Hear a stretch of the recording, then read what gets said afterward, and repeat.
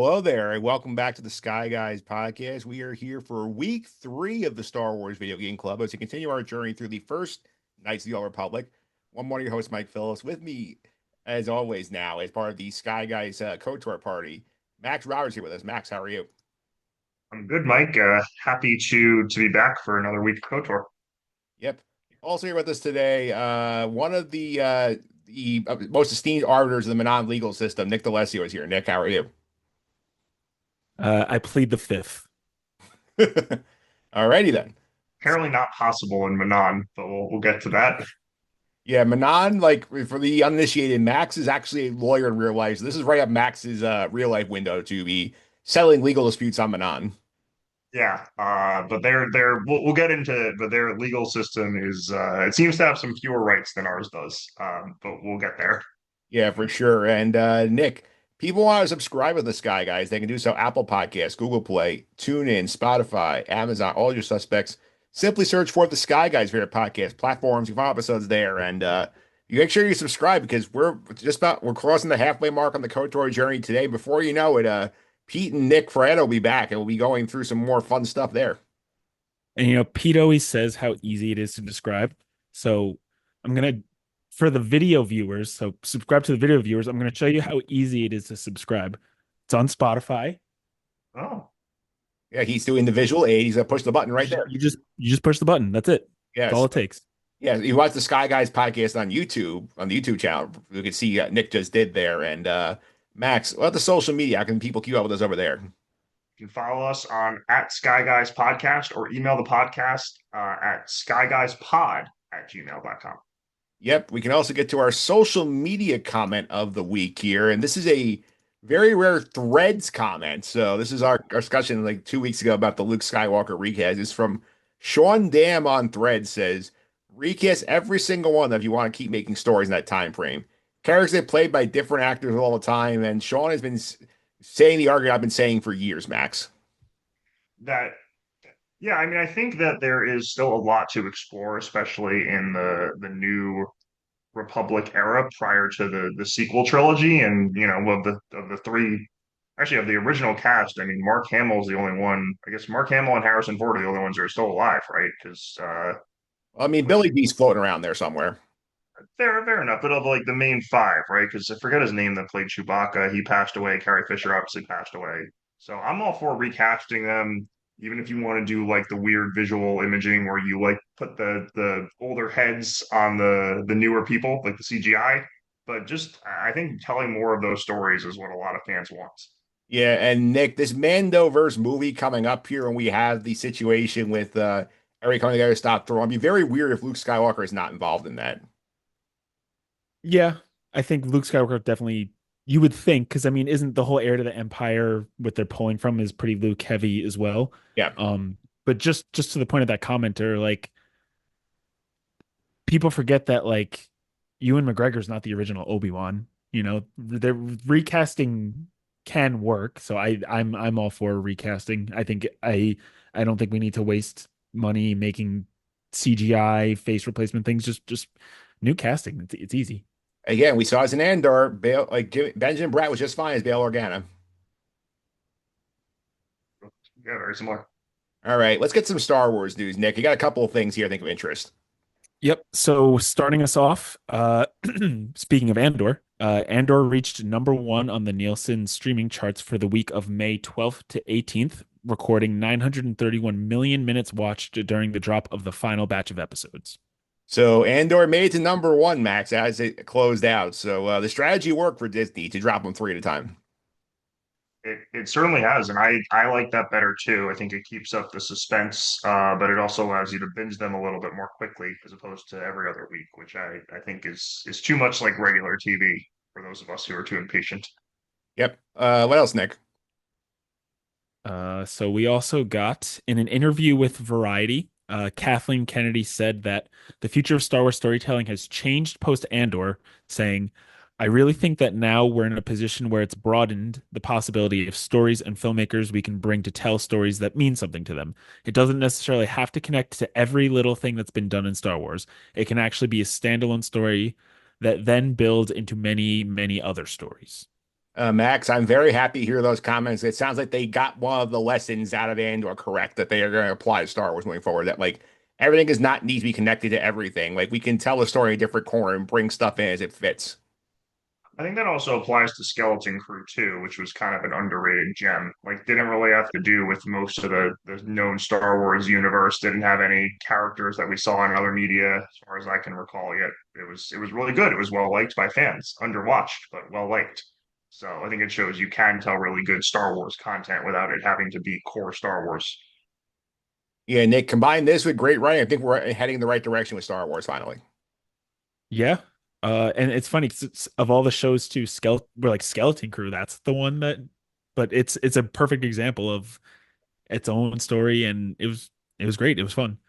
But yeah, so last bit of news. Um, Tim Morrison did an interview with Collider where he said he was upset about the lack of season two for the Book of Boba Fett, and that he ran into Dave Filoni and Jon Favreau at Celebration and joked with them to remember Boba Fett. Morrison also said that he is offered to appear in season two as Rex Of and be Ahsoka. able to take his helmet off this time. Yeah, so season two of Ahsoka is Rex. I forgot to put that note in there, but Season two of Ahsoka, yeah. yeah, but like Max, I do feel bad for Tim Marsden because he's the biggest Boba Fett champion here, and like they kind of just like left him by the wayside when his show sort of went belly up. Yeah, I mean, it's not his fault. Certainly not. I get why they didn't renew the show, and I agree with that decision, but it's not his fault. He's a good actor. Yeah, this is entirely Robert Rodriguez's fault for coming up with that train wreck of a show, and then that sort of ruined the character of Boba Fett for modern audiences. Yeah.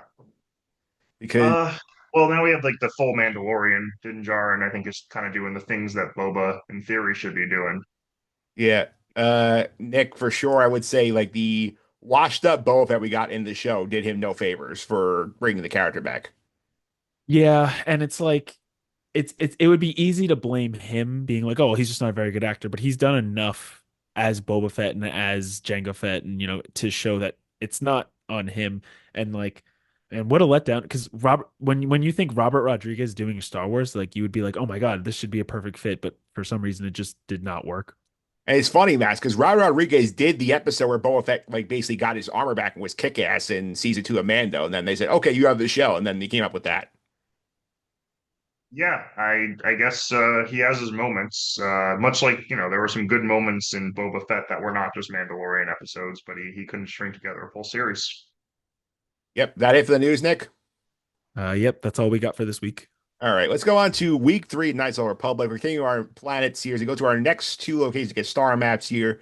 Kashyyyk, which we have all like seen before in the prequels, and Manaan, which if you have not played the game, this is a brand new planet for you. So a lot of good storylines here, Max. We got a lot like more to chew into than we did on Tatooine and Dantooine.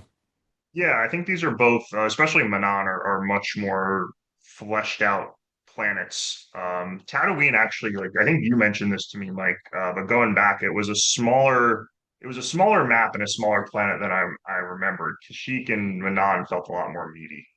For sure. And Nick, I think we'll start on Kashyyyk here. We got the whole situation here. Your big thing here is that you end up get drawn into a territory war between the Wookiees and Zerka, where Zerka is basically trying to use the Wookiees as slave labor here. And Zalbar's family is the center of this because his brother is the chief of the Wookiee tribe, and he has basically decided that I made a deal with Zerka to sort of preserve my power as long as I supply them with slaves. So this was the crux of the Kashyyyk drama.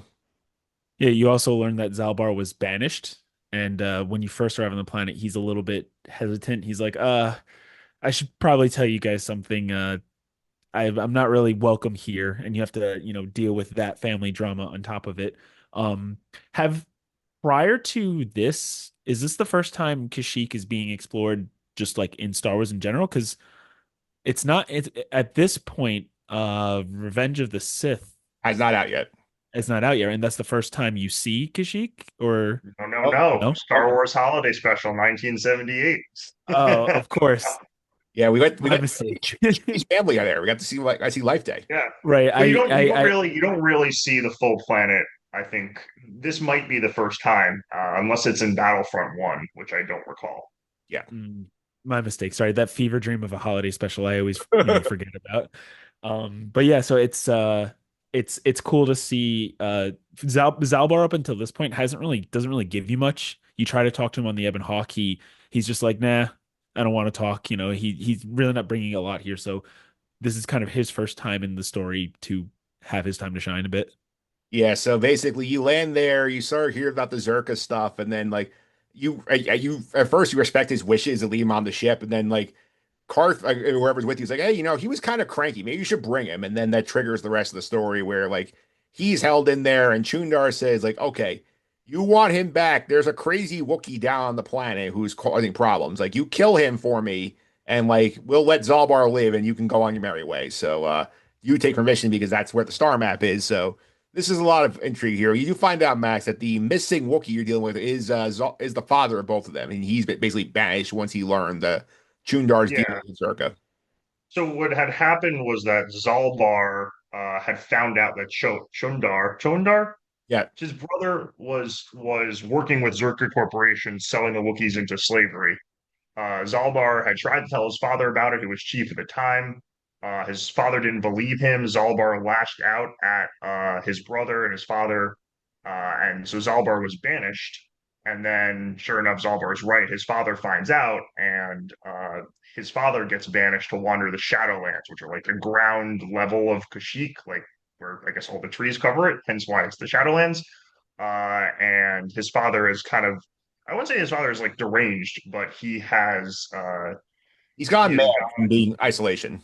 yeah, but he has at least recognized the error of his ways. He wants to forgive Zalbar, but he's like a little bit kookier than he once was. Yeah, so you end up going down to the Shadowlands to find the Star Map. You run into the last member of your party here, the first real gray Jedi we deal with in Star Wars, Jolie Bindo here. So, Nick, tell us a little about good old Jolie, who like can drive you crazy when you're doing dialogue trees with him. Yeah, so Jolie, he's kind of like he's older. He's like lived a lot longer. He's experienced a whole lot. So his role is kind of the I'm going to take you under my wing, but I'm not really a role model. He's kind of like he's a little complicated with that. Um, the way that Niblin interacted with him was mostly being very impatient and calling him an old man, and uh, I think there was one line where they literally made like a "get off my lawn" joke. Where he's like, "Oh, I need you to take care of these Zerka people, but handle it in a way that's a good way." And I was like, "What, you want me to get these people off your lawn, old man," or something like that? Um, but yeah, so your introduction to him, there's Zerka people down below, and he, like I said, he wants them gone. And the first thing you have to do, because they're kind of, he won't. Sorry, let me backtrack. There's a force field kind of thing blocking to where the next star map thing is. So in order to get to that, you need to do this little mission for him underneath while all that's happening. Yeah. And Max, I think the fun with Joe Lee is sort of like he is sort of like very elusive. He says, okay, the Jedi are not right in everything. There are things that you can learn that are not like applicable to Jedi lessons here. And he has this wild story. Take the time to get to listen to it. And I'm sure Nick did not say there's no patience for the old man, but I do think that like Joe Lee also is a very useful character to have in your party. Yeah, I think on replay of this game, he's actually my favorite character of your followers. One is he's just very useful in combat because he has a lot of force abilities that can help keep your characters buffed or stun everyone. But I also just find his creed is very interesting. He has an interesting backstory, which I guess we'll get into, and he is very much like the Jedi. The Sith aren't great, but the Jedi aren't perfect either. He, I guess, sort of reminds me of like Ahsoka or like the way that the Clone Wars tried to paint the Republic and the Jedi of like these people aren't just the bastions of perfection and moral authority that they're meant out to be. And at this time, especially before we had gotten a lot of that, I think that take was very refreshing and interesting. Yeah, and Nick, we do see also with the party situation with you have your alignment, you can see where they fall on the light side, dark side scale. Like T3M4 is a droid, Jolie is dead center. He does not move between the light and the dark. He's like right in the flush in the middle as the true first gray Jedi we meet. Yeah, he's basically where you are at the start of the game as far as on like that scale. I don't know where you guys are at this point, speaking of the spectrum, but I am all the way at the bottom. It doesn't get any lower. I haven't even feel like scratched the surface of being the Sith playthrough, but it doesn't get any lower from for my character right now. All right, so we'll keep an eye on Jolie. We do get to the shadow, and I did like since you brought up Nick, like dealing with the Zerk people. Like I'm assuming you just murdered them. Well, so the whole thing that they're doing down below is there's I can't remember the name of the creatures. The Terran Toxic. Yeah, so yeah, very annoying by the way. When Yeah. you're walking when you're walking around the under shadow place, you see them running around, but you can't actually interact with Oh, them. not the ritual Oh, monsters, like the grasshopper looking things. yes, yes, yeah. Attacks. Um, tax, yeah, which are as part of Oh, the Wookiee Mission names. Brothers side quest, yeah. Um, they are very annoying. You walk around, you see them, you hear them constantly. Even when you're in dialogues, you hear them. So when the Zerka guy was like, yeah, we're trying to kill them all because their glands are super valuable. Do you want to help us? I was like, yeah, yeah, I do want to do that. So, so I went around the whole map and I killed every single one of them, and then I turned them in for money because they'll pay money for it. And then I told the Zerka people, I was like, also, I don't like you guys, so I'm gonna kill you too. And then I killed them. Yeah. All right, so you did their dirty work, then you killed them anyway. Yep, my common theme of doing the mission and then taking it one step further is my that's what Niblin does. Yeah. So So did Matt, you side with Zerka like in the war between the Wookiees and the Zerka Corporation, or did you side with the Wookiees? Yeah, so I guessed I sided with Zerka accidentally because depending on, we'll figure out what happens later on, but I helped Zalbar's brother, which inevitably is siding with Zerka. So Gotcha. Yeah. yeah, so like basically I think our experience here, like on the light side playthrough, is that like you try and get rid of them. Like at one point, like I did pick up dark side points. I basically like force raided a guy to run from his post and got him killed. And then we just did the more polite thing. We just kind of like conned a couple of guys to turn off their like security traps and then like let them run off, get chased by the monster. Yeah, kind of like a flimsy moral thing where if you have them run off, it's dark side, but if you con them out of their security codes and their monster chases them and presumably eats them, that's totally okay. Yeah, because I think it's a well some questionable morality in this game, as we see with some of the choices you can make. But Yes. But yeah, you chase them off. Jolie joins, and then you go searching for this Wookiee who we've said is Zalbar's father, Freyr, I think is his name, right? yeah, you find him and he says, okay, like help me out. Like once you win, you have a choice that Nick either kills him, like in the Nimblin side, or you can help him regain his prestige by going and getting the ceremonial blade of Baka. And you have to fight one of those Terran Tarics to do it. yeah, I think you can assume what I did.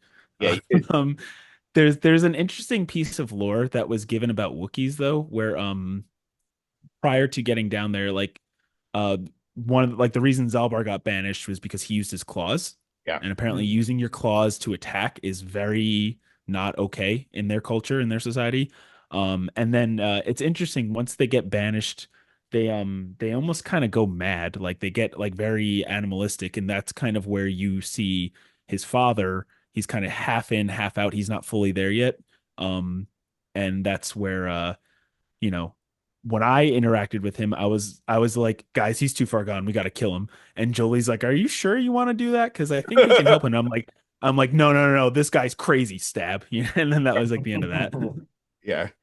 So anyway, the light side people go get the blade for him, bring it back, and sort of like say, okay, like then we look your revolution. We'll get back to that in a minute. But the star map, Max, is interesting because you get to like you go around the Shadowlands, you find this thing, you find a computer there, and basically they ask you a series of probing questions, saying like, okay, moral dilemma, is sort of like the light side, dark side dilemma. It's like, okay, you're in charge of an army. You learn that your city is going to be attacked in 5 days, but you need 10 days to exploit a weakness in their defenses. What do you do?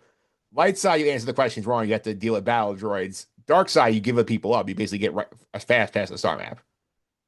Yeah, the star map is talking about how it's like matching you up to some profile, and Jolie's like, what does this mean? I always get rejected, and you're like, well, up to what profile? What are you even talking about? Yeah. So obviously, and whenever you do the light side points, it's like the profile is not matched. But then you kill all the droids, and the computer's like, "Oh, just kidding, recognized." Yeah, it's like you And you showed get the it. aggression with the droids that you matched the profile. Yeah. Nick, So it, but it is interesting. Nick, I'm correct to assume that like you just answer the questions the way the computer wants it. It gives you the right to the star map. Yeah, I was actually going to ask you guys if the answers to the questions are specific to the way you're playing the game or if it's like a set thing, because I got them all right.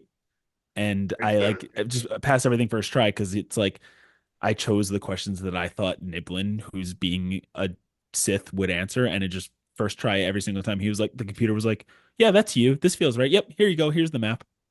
No, it's we don't know what it's specific to, but it's not specific to your character because I answered Gotcha. the kind of like, oh, like try and save the people, and the computer's like, wrong, wrong, and off come the droids, Yep. So that which happened. totally destroyed. Yeah. So the story basically ends here with the civil war between Zerka and the Wookiees here. And if you side with Fryer, you end up going back into Chundar's house and you have a big brawl. You end up winning here. And if you're white side, you side with Fryer. Like all the Wookiees basically storm Zerka and like kill everybody in sight, which is a crazy sight to watch. Yeah, and I assume if you side with Showendar, nothing. You kill Fryer, nothing else happens. Nothing else happens. It's actually, I think Kashyyyk is the first time where I feel like, other than the star map, playing Sith was like not as much fun.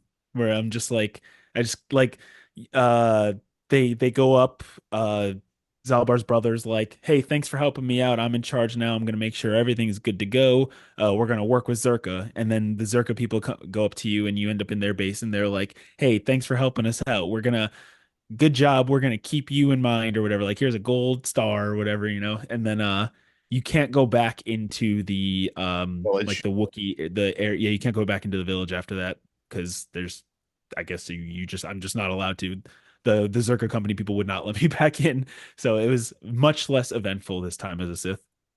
Yeah, I would Interestingly, the Zerka people call the planet, they call it Eden, right? Like they don't call it Kashyyyk. they call it Aegean. Yeah. Eden. Yeah. Yeah. Yeah, so they colonized it and gave it its own name. Yeah. Yeah. Let's go over some of the side quests here. Like there is a legal a situation with this Wookiee named Roar who like you find out like he's basically been gone missing. You get asked to go find him in the Shadowlands, and you do, and you find out that he is also part of the operation selling Wookiees to slavers. And if you follow that quest line through, Max, you have an interesting choice of do I help get him off? Do I condemn him to death, even though he's doing the right thing and wants to protect the image of this guy? What do you think?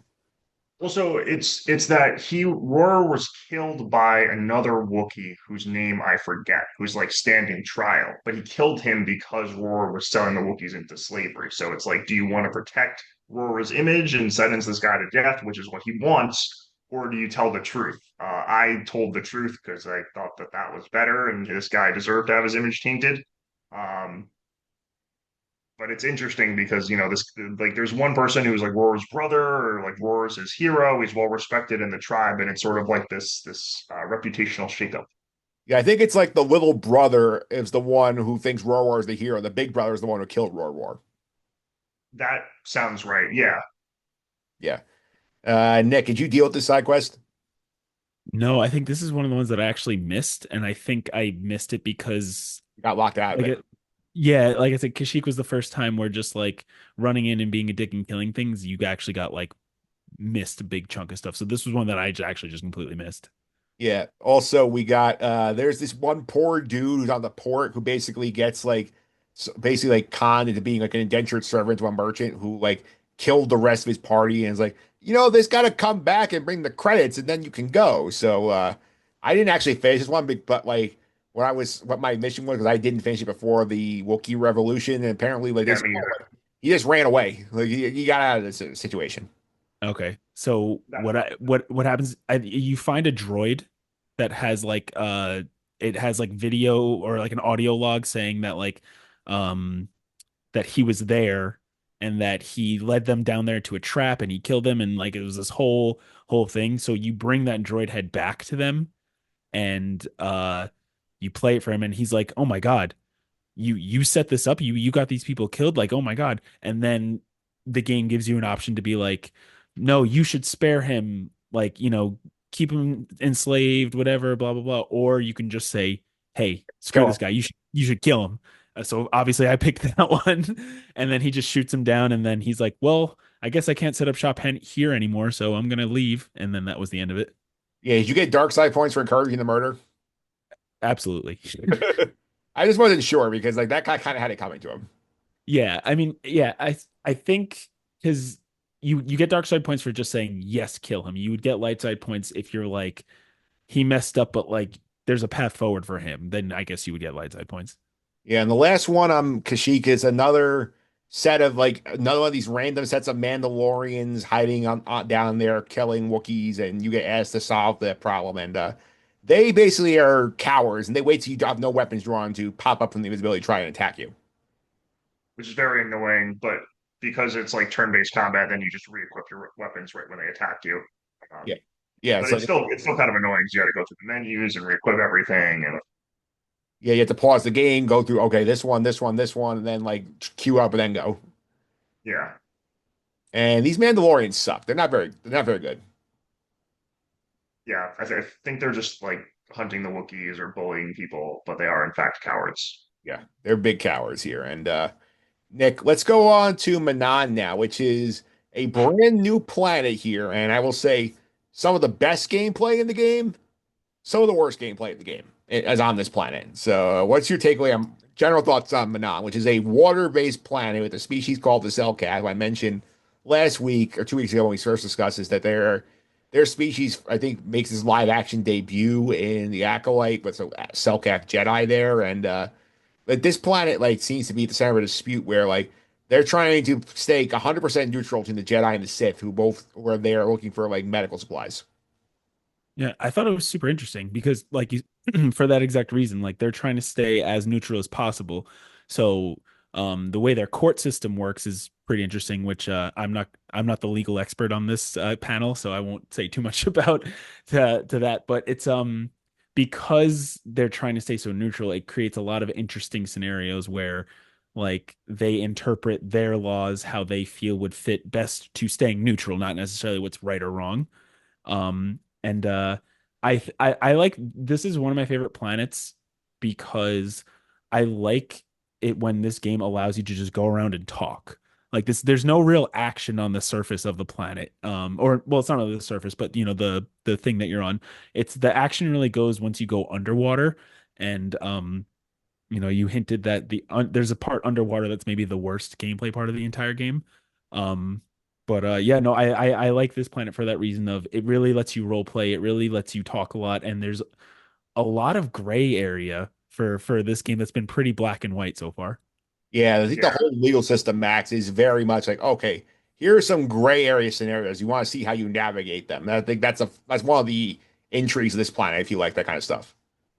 yeah. I mean, there is action in that you can go massacre the entire Sith base, but it is a lot more dialogue heavy, and I think the plot lines and characters and things are significantly more interesting. I don't know, where do you want to start with this one?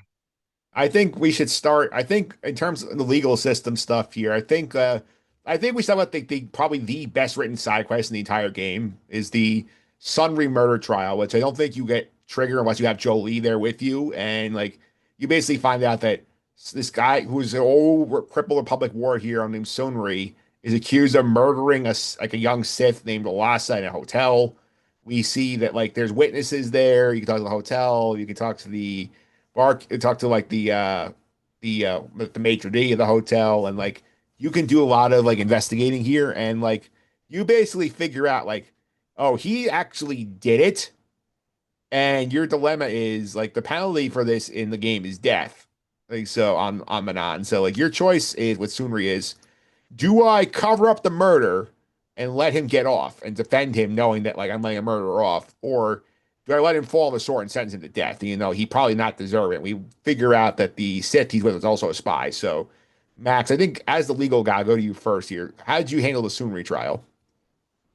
This one's complicated, in that one is because Sunri has like all these connections to the Republic, the fear is that if Sunri is convicted, the Republic will lose its shipments of Kolta, which is like this healing substance, and the Cellcats stay neutral because they're able to provide that to both the Republic and the Sith.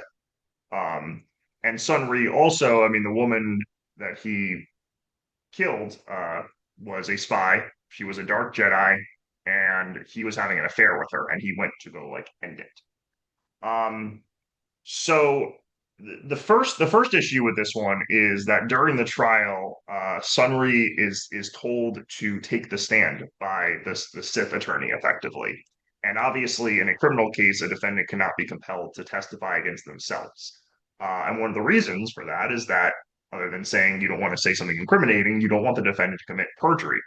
But if Sunri gets up on the stand, uh, all he does is literally just say, "I didn't kill her. I didn't kill her. I didn't kill her," but you know that he did. Uh, so if you were dealing with this in real practice, your client would not take the stand. You would advise your client strongly to not take the stand. If your client was adamant about taking the stand, you would have to tell them kind of to like not do it. And if you couldn't, you probably have to withdraw from the case. Um, and there are different ways that you could go about that because you can't be a lawyer who's like enabling fraudulent conduct to go. So putting aside the fact that Sunnery entirely perjured himself and lied on the stand, um, I mean, the evidence against him, right? Like this woman was dead in a hotel room that he was in, but nobody saw it. You can get evidence that there was a medal that was planted on, I forget her name, but the dead Sith, like somebody planted a medal to make it look like the Republic killed her. Sunry's a cripple, she's a dark Jedi, and he's going there to end an affair. So you can kind of spin a story of like Sunry went to go end this affair. She got mad. She lashed out at him. Maybe he killed her in self-defense, and or how could he even kill her at all? She even used the Force. Like really, this old guy got the jump on her, and he's being set up for this. So I think there's enough circumstantial evidence that arguably you could get him off, especially under the high bar of the criminal system. I did. I'm not sure what the final vote was, but I know going in, I had two Cellcats in favor of me, one against, and two were undecided. Yeah, so Max got him off. Like I tried to argue my persuasive skill probably was not as high as yours. So like they found him guilty, but they did not sentence him to life. They did not kill him. They said sent life in prison. That was the argument. Oh, that's So that's I think that's where also he good. went. That's that's where he went with me too. Guilty, but not sentenced to death. And because I wasn't sure where this was going, because I accidentally like in all the evidence that I was collecting, because like some of the things you could do when you have like extra force persuasion stuff is like the guy at the front desk of the hotel, he'll be like he's like, I think I heard him leave before the shots were fired, and you're like, are you sure? And he's like, I don't know. And if you have like a forced persuasion thing, you could force him to literally be like, you're going to testify that it was before, like you can use your force powers to really manipulate everything. And I was like, if I get this guy off, is that going to be light side points? I'm like, I don't want to do that. so so I ended up I accidentally got him off from doing all the dialogue. So I reloaded a save and I just stayed quiet. I said nothing. I did no cross examinations. I did nothing. And then he got on the stand and he basically was like incriminated himself. And then they sentenced him. Yeah, I so, think what's interesting about this one is like afterwards, you talk to Joe Lee about the trial, and he's like, "Well, what did you think about the verdict? Did you think that justice was done?" And I was like, "No," because like he is a murderer. Like he did do it, even if there were, other circumstances and things, and you don't want to sabotage the Republic's position. Which I think is why this is like such a nice morally gray area because there's not like a good answer to this. There's what I would do if this guy was a real client, but in the law and morality don't always line up. yeah. I think the challenge of this also is that like there are so many different ways you could go with it where like you can say like, oh, like he's a war hero, like he did like you could put in your mind as his self-defense. You could say, oh, like he still killed her. He's going to end the affair, but like end up killing her anyway. Like this is all the stuff going on in the Republic and the Sith in the background. Like here, like it's a very morally complicated thing. Although I think this interesting is that like you can sort of do like the when he's on the stand, you can sort of like play up because he goes last. You can get all these other wedges here. You can craft your story here. I think one thing I figured out quickly going through it is like you have to like if you want to try and get the chance to get him off, it's like you have to get his wife to admit that she knew about the affair, because otherwise they'll the prosecutor would throw it in your face like, oh, aha, that's why. Yeah. The what was I say too? You can also persuade Sunri to confess to the murder once you get the tape. Yeah, Uh, you can also rat him out as his attorney, but obviously you are not permitted to do that. no, you're not. All right, so that's an interesting situation here, and we get another situation here where we need to get inside, get like something from the Sith to get because you find out that like you need to get to the surface of the water because that's really where the star map is. The Republic's your path there, and you have to basically do a job where you go inside a Sith base and steal like the head of a prototype droid they had and lost. So there's three ways to get in there. You can interrogate a prisoner and get the information that way. You can do a logic puzzle and solve some key cards to get in, or you can just go basically knock on the front door and force your way in. So, Nick, I'm presuming door number three. No, I interrogated the guy. I thought I would be able to like get some dark side points with that, but I actually couldn't use my force persuasion in the interrogation. And for this planet is the first time my force persuasion, my like mind force ability didn't work sometimes. Like they're like, I guess because they're so used to being having the Sith around, they're like specially trained and don't try to force persuade the judges. Whatever you do, that will not end well for you. I had a lot of game overs because they sentenced me to death because I tried that. Um, which we'll get into. Yeah, you can receive a death penalty. But yeah, so I interrogated the guy, and then he gave me a code. And then once I got into the Sith base, I was like, "Oh, I'm allowed to be here." And they're like, "No, you're not." And I'm like, "Wait, no, guys, but I'm pretty sure I'm allowed to be here." And then they blow your cover, and then you have to fight your way through it no matter what. Yeah, Yeah, that's what I think too. yeah. Which way did you going, Max? I also did the interrogation. I think because my persuasion skills are highest versus my computer skills, but the same thing happened to me as Nick. I like went in, the woman's like, "You're not supposed to be here." Yes, I am. And then I'm like, "Yes, I am." And she's like, "Let me call up the captain. Captain, why did you let him in here?" He's like, "He said he was supposed to be there." She's like, "No, he's not. Kill Yeah, him." And then I, yeah. killed basically the entire base. So I did. I actually cracked the data cards. I cracked the key card. I didn't figure that out. So that was my way in. I took the key card in, and then they're like, "What are you doing here?" I'm like, "I have a key card. I got in. Like I was allowed to be in here." And then the same thing. It's like it's just automatically programmed to basically force you to fight your way through the base. So you can go through here, but no matter what, you have to go out the front door. You get arrested as soon as you go out the front door because they're like, well, they have this magical security system. It's like, oh, we saw you go in and we heard reports of fighting, and then you came out, so it has to be you. Yeah. And then you have to get yourself off. And I think the other interesting thing about Manon is that like they are trying to stay neutral, and yet they are either willingly or unwillingly being manipulated by both sides. So we'll get into the Republic side of things, but what you find out on the Sith base is that the Sith are training some young Cellcats to be Sith lords, and the kind of underpinning is, oh, because we want to overthrow the Manon government, but the Manon are like, or the Cellcats are like, oh no, they want to bring us into their empire and treat us super duper well. And so if you present that evidence, it allows you to I think, get off scot-free, if I recall correctly. Yeah, that was my thing. Like I explored the base fully through, and then like I got the cell cat out, and there was a side quest I had triggered earlier. I basically solved that one by getting out here, and I found the data pad, and basically as soon as I get in, first of all, Nick, the attorney they try and give you, the arbiter, he sucks. Like, don't even bother with him. Like, Or did you Yeah. do the pro bono guy? yeah, pro guy's Yeah. terrible. I was like, If you let the pro bono guy do everything and you don't interject, you just get you get sentenced to death. He's terrible. yeah, because he showed up. I'm like, the way he was talking, like, you know what? Like, I'll just do this myself. Like, you can go home. I'll deal with myself. And they're like, You have to intervene. You have to like cut him off and start talking. That's the only way no, you no. get I off. mean, I didn't even bring him to the trial. I just said before even the trial started, it's like, go home. Oh, okay. Is So he like I the sorry, go yeah, go ahead. ahead.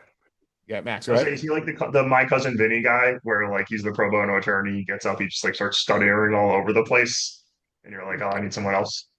Pretty much. I mean, he's like this guy can't be tried because he's a Jedi. And the judges are like, Yes, you can. no. That doesn't work. And then your guy's like, well, that's all I had. I don't know what to tell you. Like that was his like crack case. He's like, this is a Jedi. You can't try them. But then yeah, if you then you have to intervene. So the way I did it, he did that. I died. They literally show you getting electrocuted to death. Um, and then and then so I went back and I was like, I'm gonna do this myself. And I messed it up again. Cause like that's when I was like, I tried to force persuade the judges. I'm like, you didn't see anything, I'm fine. And they're like, that's not gonna work on us, my guy. You're like, what are you doing? No, you know what? Screw you. And then they sentenced me to death again. I had to watch the same death animation again where you get electrocuted. And then finally I was able to like wiggle my way through being like, I couldn't have been here because of this. Or like, I think I said the Sith lured me in on purpose and it was a trap and they double crossed me, something like that. And I got off. Yeah, I think I did it in like three Qs. It was like, okay, like number one said like I was invited in by the Sith and then they attacked me. So that was my first line of defense, Max. And then I said like, oh, I have this database shows they're plotting to overthrow the government. Like, okay, great, you're off. Yeah, I think I just did the data pad, and I said I would represent myself, and you get scolded by the, which is this now makes me feel better because I got scolded by the pro bono guy. He's like, "All right, if you think you know the Manaan legal system better than me, then go for it." Ugh. Yeah, because I did that as soon as I was in the room. It's like I don't need you. I got this. Yeah, All right, so you get well, off. you know, my persuasion skill is a 10. Yeah, I even use persuade. I just use logic because I showed them the datapad. That is also true. All right. Um, and I guess that brings us to probably one of the worst and best parts of the game. Yeah, so you find out you go underwater. It turns out that the Republic has been working in secret with the Manan government to make a side refinery to get their own colto out because some of the Manan like government are like, you know what, like the Sith winning would not be a good thing. So maybe we should help the Republics like on the side. You go down there, things have gone wrong. Selkie have gone insane in the base. Like you have to fight your way through. You get the worst sequence of the video games that you have to put on a scuba suit and move 1 mile an hour through like a side of the map. The only fun thing you do occasionally is shoot a shark with a sonic beam. You do that, that takes you like 5 minutes each time you go through. The other really annoying thing. So in KOTOR 2, they had those same sequences as well, but if you use force speed, you can like speed up enough that it makes it palatable. Here, if you use force speed, it doesn't really change the pace at which you're moving, like ever so slightly, but there will be portions where your character does not stop moving soon enough. And so when the shark like comes swimming towards you and they try to attack you, you cannot get off like the sonic emitter device. So I had to like reload 5 different saves because I kept like my character kept freezing and I couldn't attack the sharks. So then I had to do the same slow walk down through like the underwater thing. And I kept dying because I couldn't press the thing. Then I heard you do the same thing. It was Ah, like wanting to like tear my hair out over the sequence. yeah, Nick, this that didn't. That's probably the worst part of the game is that you're trying to walk underwater for 5 minutes. Yeah, and then because you have to go underwater, and then you're going to essentially like you said, the Selkith are all going crazy, and you learn once you get to like the next portion of the game, you learn that the reason they're going crazy is because of this experiment that they're doing underwater, and it woke up the what's the name of the shark thing? I can't remember what it's called. I It's don't. like a guardian shark or something. I don't know. Yeah, it's like it's a very important thing in their culture, and that shark it whatever your experiment's going on there, it's making the shark angry, and the shark's like kind of emitting this noise that's making the Selketh go crazy. Um, and that's where you're leading up to this. Now you're left with the Next one. black and white, yeah, the black and white choice of you can either they have this like kind of poison gas that will definitely kill it, but you release it into the ocean and you don't know what's going to happen, or you can destroy this underwater um this like Refinery. underwater experimental thing, and that'll kind of make the shark calm down. Oh, the progenitor, right? And Yeah, you guys know what I picked. yeah. So basically, your choices are either you blow up the refinery and say, okay, screw it, like this thing is causing problems, not worth the effort, or you poison the shark, try and keep the secret colto mining thing going here. And Nick, I have to say, I'm surprised you did not just sabotage the Republic by blowing up the refinery. Well, I wanted to see what would happen if I poisoned the shark and then the entire ocean and ecosystem. Um, so He's more evil than you gave him credit for, Mike. Come that wasn't nibbling. That was me. I wanted to see what happened. Like, yeah. No, yeah, so because I figured like that's clearly a dark side decision. Like, so at this point, I'm like, this whole area has been pretty gray. This is the first time this whole level where it's like it's very clear black and white, you know. So I wanted to poison the shark, because I want to see how that would unfold. Yeah, so basically the light side option is you blow up the refinery. The dark side option is you poison the shark. And Max, we find out that the shark is apparently like a religious like icon to the Selkath people here. And like when you come back up again, you walk in their whole base. Somehow they're already there again. They know that like somehow they have like omnipresent security. No, you went down to the surface and blew up something. And then they Yeah, put you in front of court. And then like Max, as the light side, tell people how you got out of that one. yeah. I remember. I think I just told them that the Republic had this like side arrangement. The supposedly neutral planet is playing favorites, and the judge in the center is like, "Yeah, I know." And one of the judges is like, "Wait, what are you talking about?" It's like, this is what we're supposed to do. The Republic is going to treat us better." And then he's like, you can go. We're going to keep this secret or something." But apparently there was some disgruntlement and some political backward dealing amongst the Selkath on the judiciary with the Republic. Yeah, that's the way I went too, because basically your whole thing is like, look, you had a side deal, and then like I was like getting pissed off and getting arrested every time I walk out of a door. So I was like, okay, you know what, like fine, like you like I'm blowing up your shit right now. Basically, it was the whole thing. And then like the senator was like, yeah, like we know about it. I'm like, wait, what? Like so I did the Stewie Griffin meme on Family Guy. And then like you basically like, get off, you're like, oh, I saved the shark. Like the shark is still alive because of me. Like, okay, cool, you're good. You're good. And Sure. I believe Nick is running into a lot of problems because he killed the shark. Well, yeah. So because I went down there first before I turned in any of the other side quests, so I didn't actually technically have any proof of anything. So I had to the only outcome that I could do is I had to lie to them first and say that I think the Sith were there, and then they believed it at first, and then they were like, "Wait, how do we know the Sith are down there? We've been monitoring it." And then the side judge is like, "What do you mean you've been monitoring it?" Like there's always like a discrepancy between them and the side judges.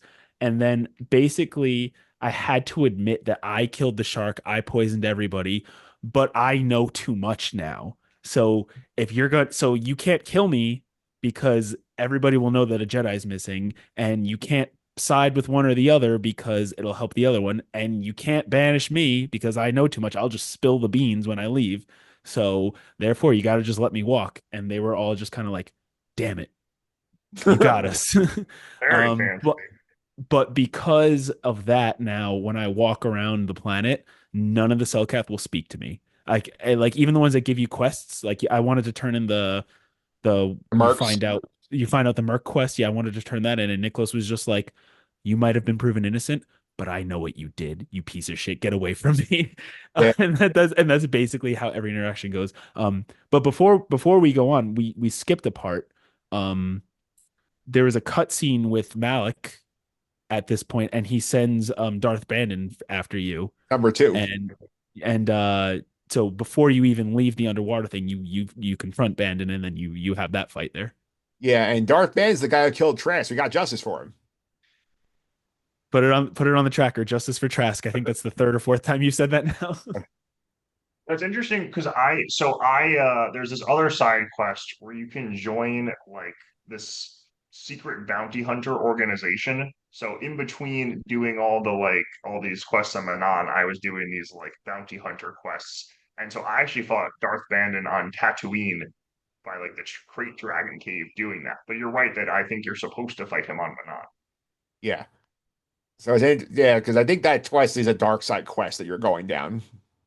Yes, which I didn't realize. I was curious because you kill all these bounty hunters, and you think, oh, why is this dark side? And it turns out it's because this person is trying to eliminate all of his competition to lead the bounty hunter circle. Yeah. So yeah, you're basically doing somebody's dirty work for them. Yeah. Also, interestingly, you have a final fight with him, and he's like, "Come alone." So I'm, honorable light side Jedi. I go fight him, and he has this whole squadron of people. He's like, "You fool! I can't believe you came alone." I still won because I just like stunned them all and then beat them all with my lightsaber. But still, that one's a fun one just to do. Yeah, so anyway, you killed Bandon. We covered the Manon stuff here. I think we'll quickly go into some character updates here. So, Max, did you end up going with the Bastila love story? I did. I guess I haven't taken Bastila on enough planets that I felt like for the purposes of the game, I should go down the love story. So I do get the kiss in one of the compartments. She says that she's so like close to you, and you're like, it's not just the Force. And she's like, no, and you're like, yes. And then you kiss, and she runs away, and that's the end of that. Yes, that's the romantic Revan, like a romantic variant or whoever, Revan Max Roberts. Yes, the romantic character that I have. Yeah, romantic lead. Yes. Nick, we also get to learn here, like, assuming you press far enough in Karth's storyline, that you learn that we learned earlier that, oh, like, Telos got blown up by Saul, my whole family's dead. You run into one of his buddies on one of the planets, you've gone far enough in his storyline. Oh, learn that his son Dusto's alive. He's on the Sith Academy on Korriban. So, like, one of the new quests you have to go to is finding Dusto. So that we're gonna touch on next week. Yeah, and I'm sure that I'm going to get Karth very angry with however this proceeds. I didn't get the Bastila romance. I think because the whole situation with her mother, or I don't know, maybe I'm just not choosing the right dialogue options, but I haven't gotten there yet. I wonder if it's still the door's still open. Um, but Maybe yeah, it's you have to Karth, be like on the light side. That could be something too. you They might go have to just be on the light storyline. side, yeah. Yeah. All right. You get some more backstory on Juhani. You learn a bit about the like her time on Taris, that her father was killed there, and like sort of like she getting sold into slavery. I think if you go far enough in the dialogue tree, you get to run into the person who's gonna try and buy her in slavery, and you end up killing the guy later on. And Nick's not gonna experience this and have Juhani, but like you guys get to Max sort of like talk her down from just wanting to murder this guy in cold blood. I still have not gotten to this quest. I think before next week, I'm gonna have to reload an earlier save and see if I can get it to trigger. But all you. Yeah.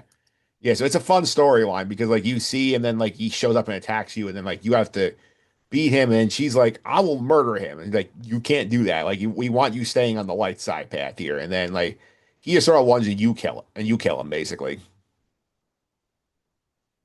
It's okay for you to kill him, but not her. I guess because it's not vengeance.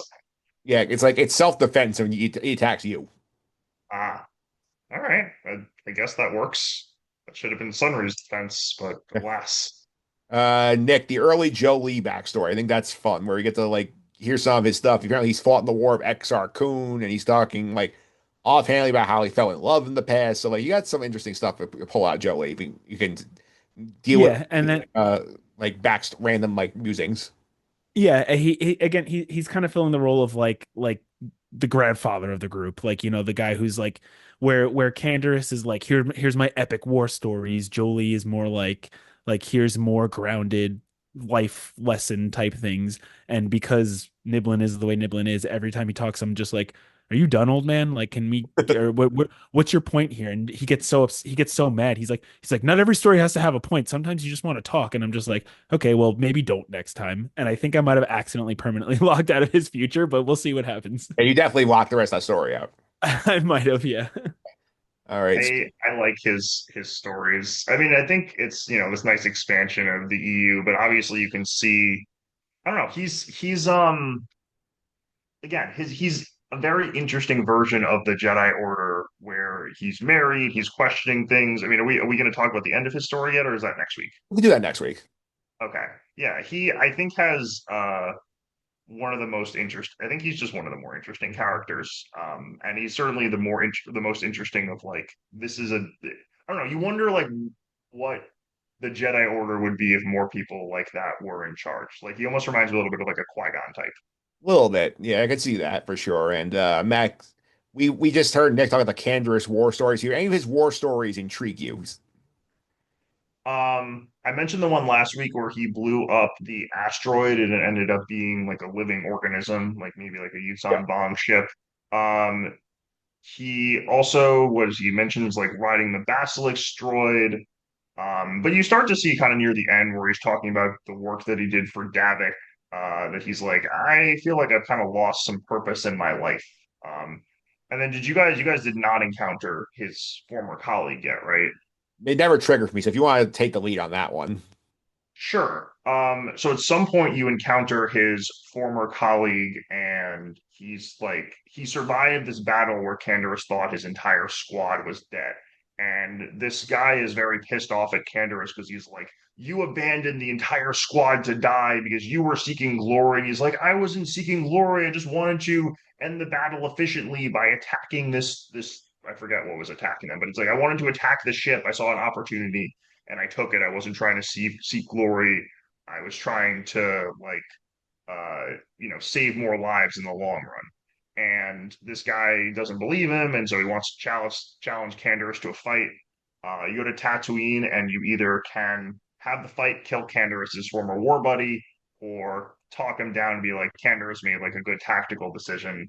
Um, he realizes that he's been mistaken by this, and then takes his own life. And then Canderous is sort of reflecting and thinking, I really need to find some more purpose in my life than just like going around killing people. Sort of the end of his arc. so Nick, either way, if you get this side quest, like the guy dies, so like you could basically like convince him to commit suicide for dark side points. Yeah, I haven't triggered this yet. I think like I haven't done it yet. I'm at the point now where I have a bunch of side stuff to turn in, but I have to leave Manon to go back to the planets to do all this stuff. So I'll update you guys next week with what I decide to do with that. And one other thing I'll mention, You don't get dark side points though when you tell him to kill himself. I think it's just like neutral because you're trying to talk him down and then he feels dishonored, so he kills Mm. himself. yeah, I'll also mention here that when you get deeper into the conversations with Canderous, he has a lot of respect for Revan. He says Revan's the one Jedi who like could have stood up to us because like everybody else was too chicken shit to do the right thing. Yes, that as well. Yeah. Uh, All right.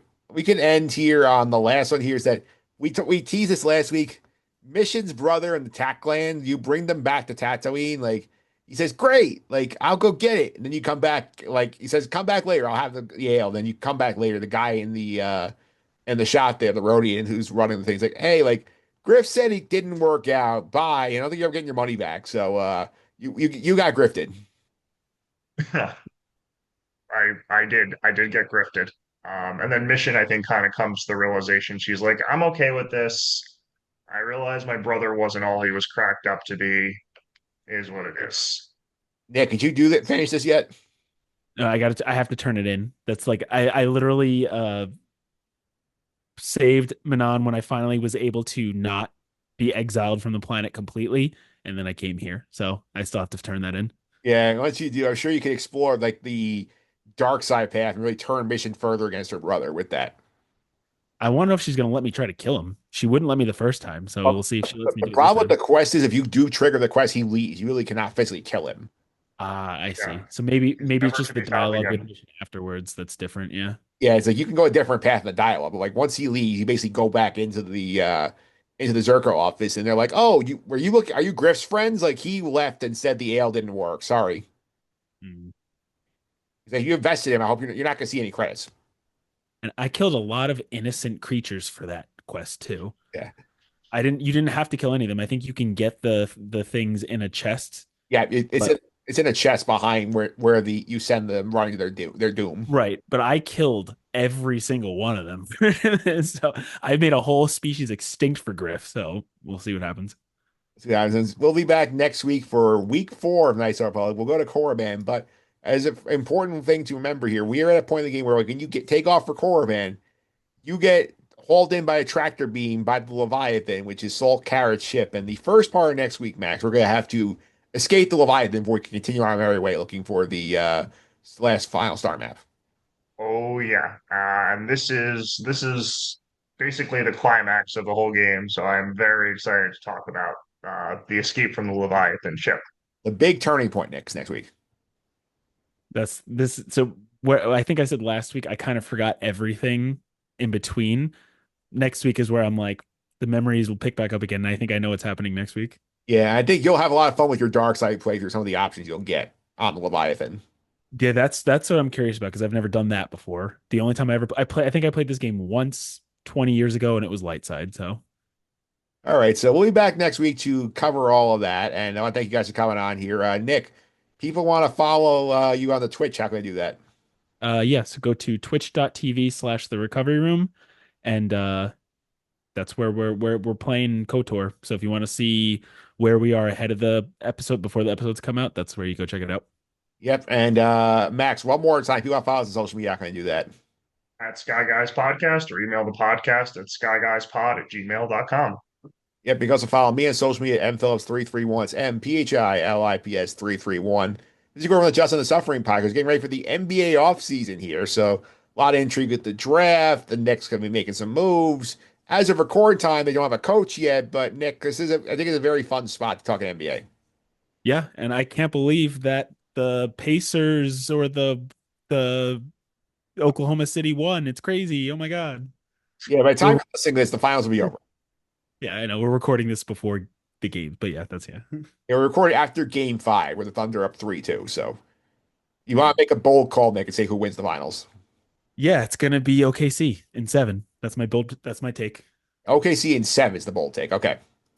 Well, I don't know if it's a bold take, but that's my prediction. All right, so that's the prediction here. We'll be back next week to cover part four of KOTOR. Until then, may the force be with you.